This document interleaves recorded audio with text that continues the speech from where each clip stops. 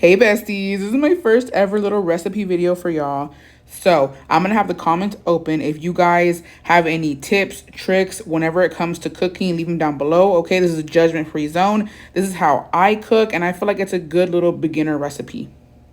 You already know I'm gonna keep it real with y'all, okay? My mom did not teach me how to cook. I had to learn. I got married really young, and my husband was eating nothing but eggs in the beginning. Oh well, right? It is what it is.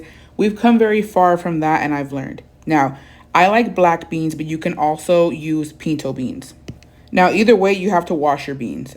You guys can tell. So, like, put some water in it, mix it around, really get in there. You can tell just the difference by the water that it's already kind of clean, but I'm still going to go back in again. You see how the water is running clear? That's what we want.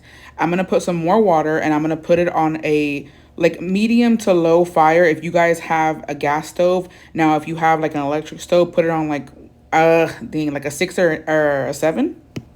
And I put onion and I put garlic to give it some flavor. Now, besties helped me out and we're like, smash the garlic as you should. And then this is going to be your lifesaver. Knorr caldo con sabor de pollo. I use the little cap to measure. That's how much I put in there. And that's all you need. Let it boil. Leave it alone. Add water when it starts evaporating. And that's pretty much it on the beans.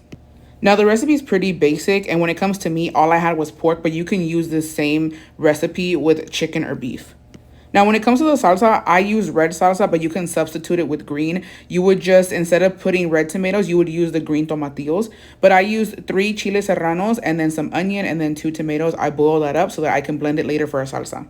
I also added some more onion just to give a little bit more flavor, which I also recommend. You can use papas. It's so good, but I don't have any. Otherwise, I would have threw some papas in this bitch too. You feel me? The end goal is for the meat to be just brown on both sides. Now, when it comes to the salsa, I do peel my tomatoes just because I feel like it tastes a little better and it's juicier, if that makes sense, and it blends well. So I use 1 tomato, the 3 chiles serranos, the onion, a clove of garlic, and then I also added the Knorr, the caldo de pollo. And then I'm going to let it simmer a little bit, let it cook up, and then I'm going to add caldo de tomate con sabor de pollo, just a little bit, maybe just like a little teaspoon. And that's just to give it some more flavor and some more color because it is kind of spicy. Now with the beans, don't forget your beans, besties. Do the little squish test. So basically you're just going to touch and see how soft your beans are. If they're ready, turn it off. Now going back to your meat, once the salsa thickens up like that, you're good to go. Turn it off. Add some queso fresco and some avocado and enjoy, besties. Let me know how I did or what you guys would change.